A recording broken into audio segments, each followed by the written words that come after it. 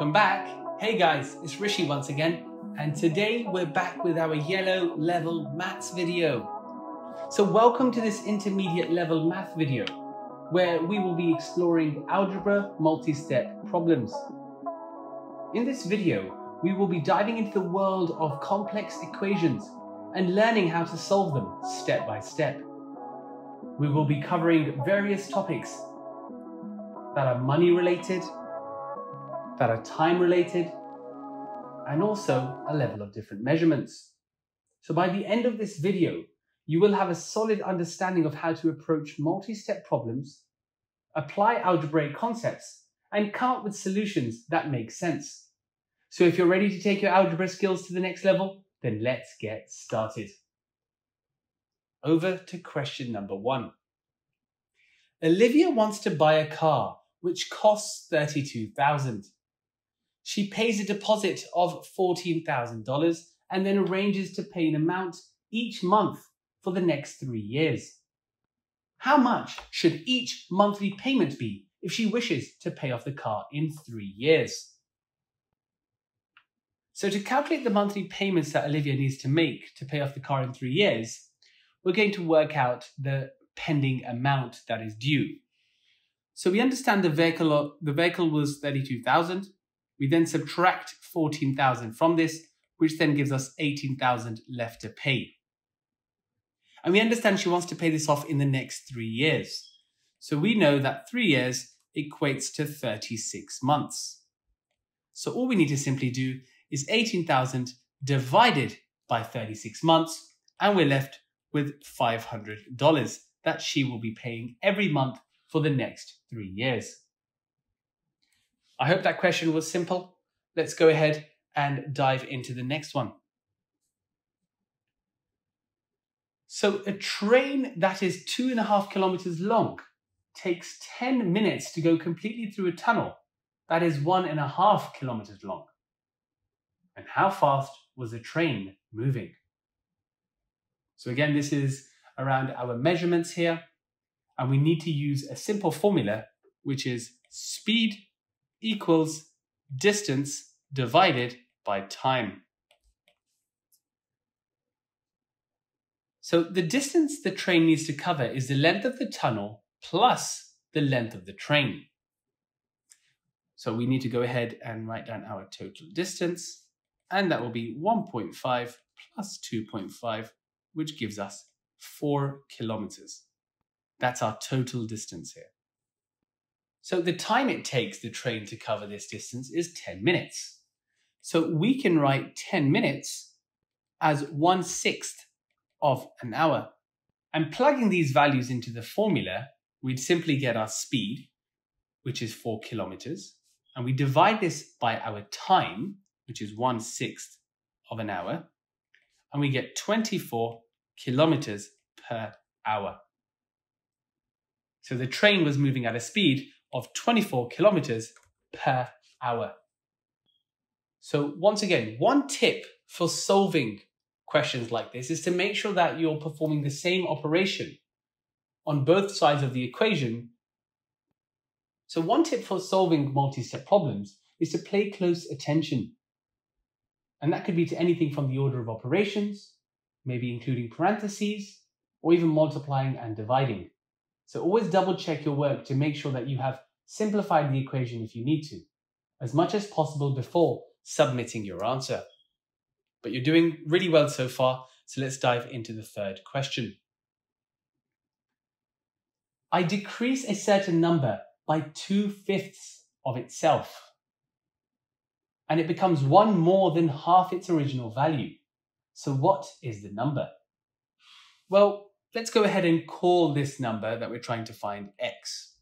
And the problem states that when we decrease x by 2/5 of itself, which is again 2/5 of x, we get 1 more than half its original value, which again is half of x.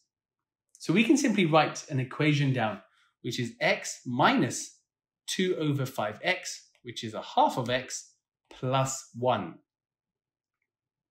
Remember, it's 1 more than half its value. So that is where I get this section from. So we can simplify this equation by getting rid of the fractions. So we are going to multiply both sides by 10, which is the least common multiple of 2, 5, and 10. And so what we get here is 10x minus 4x, which equals 5x plus 10. And now if we take that away, we get 6x, which equals 5x plus 10, and take the 5x over, so we have x, which equals 10. So let's go ahead and test this out. Remember now, one main tip is to carefully check your answer at the end. So after you've solved the problem, plug your answer back into the original equation to make sure it works. And this will help us catch any mistakes that we would have made during solving the process. So let's go ahead and substitute this. I take my value 10, I decrease it by 2/5. Remember, 2/5 of 10 is 4. So now we know 10 take away 4 gives us 6. And 6 is in fact one more than half of its value. And there we are. So I hope that question was clear. Let's now move into the next question. So the sum of the first and third of 3 consecutive odd numbers is 131 less than 3 times the second integer. So let's find the 3 integers. So again, we're going to assume that the 3 consecutive odd numbers are x, x plus 2, and x plus 4. Now, according to the problem statement, the sum of the first and third integers is x, x plus 4, let's put an add here, which equals 2x plus 4. And the second integer is x plus 2. So 3 times the second integer, if we write this out, would be 3x plus 6. And 131 less than 3 times the second integer would be 3x plus 6 minus 131, which then would give us 3x minus 125. So we now have an equation.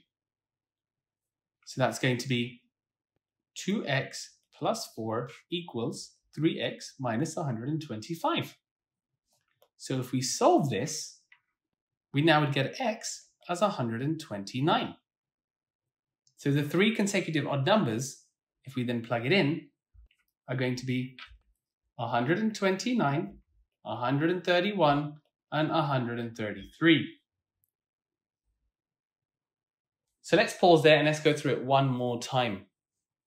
The sum of the first and third of 3 consecutive odd integers is 131 less than 3 times the second integer.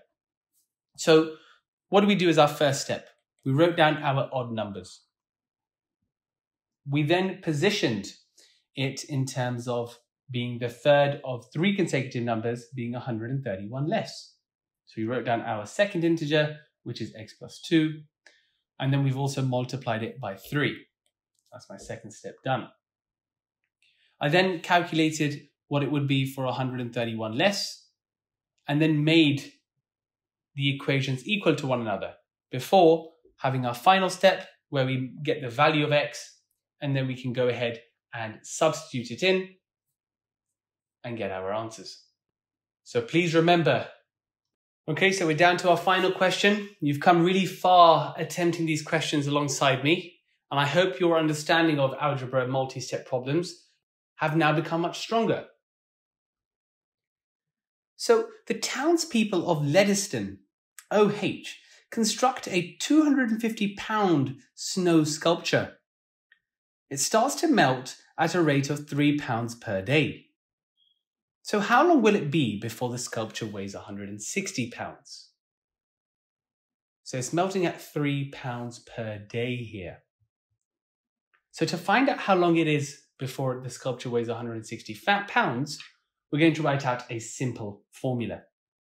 And that's going to be 250 pounds minus 3 multiplied by d, where d represents the number of days that the sculpture has been melting. We are then going to simplify this equation to find the value of d. So again, we can go ahead and subtract 160 from 250, which means we are left with 90, which equals 3D. And then we know that 30 would then equal D if we divide both sides by 3. So therefore, it will take 30 days for the sculpture to weigh 160 pounds. Now let's go ahead to part B. So what assumption do you have to make in order for your answer in part A to be meaningful? Well, to make this answer meaningful, we assume that the rate of melting is constant and that there are no other factors that could affect the rate of melting, such as changes in temperature or exposure in sunlight.